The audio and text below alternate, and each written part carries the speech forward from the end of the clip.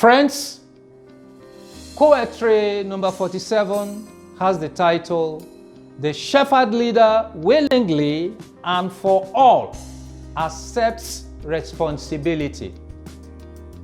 The story goes, the date was May 15, 1979.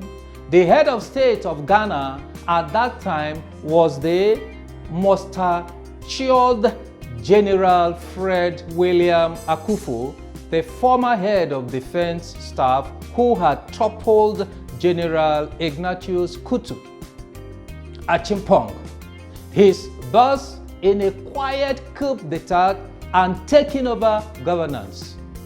However, Ghana was then preparing for elections to take the country back to civilian rule after many years of military dictatorship, so no one was expecting any coups at that time. The country was therefore jolted with news that a very young flight lieutenant of the Air Force, Jerry John Rawlings, had been arrested with some other soldiers for attempting to topple the government.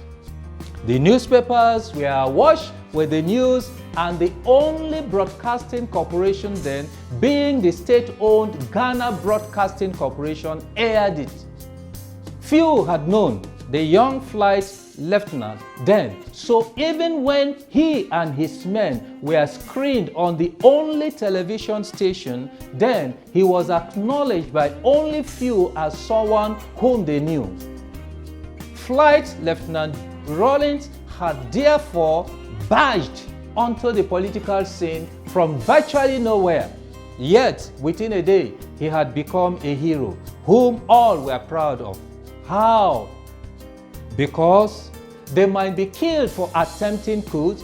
It was all about denials whenever coup plotters were arrested, but this was a rare case. When the flight lieutenant was arraigned, he spoke out bravely and responsibly, denying nothing.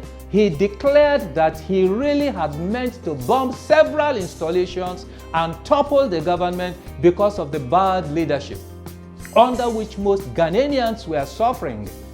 He cited corruption everywhere and stated that he had come to cleanse the image of the military, which had plundered the nation for long, before it handed over leadership to the civilians.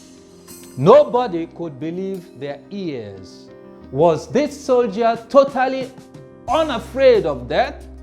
He seemed recklessly eager to die. What was most touching was his declaration that all his soldiers who had been arrested should be released, and he alone should face the curse and punishment because he had hypnotized all of them. They were therefore just following him and knew not what they were doing. This bravery was to pave the way for the future president of Ghana to win the heart of Ghanaians so much that he was later released from prison by mutinous soldiers and hailed as a true shepherd. He ruled the country for 19 years, 11 years as a military leader, and 8 as a democratically elected president. Friends, in all your endeavors, be a shepherd leader and accept responsibility vicariously. Thank you and God bless.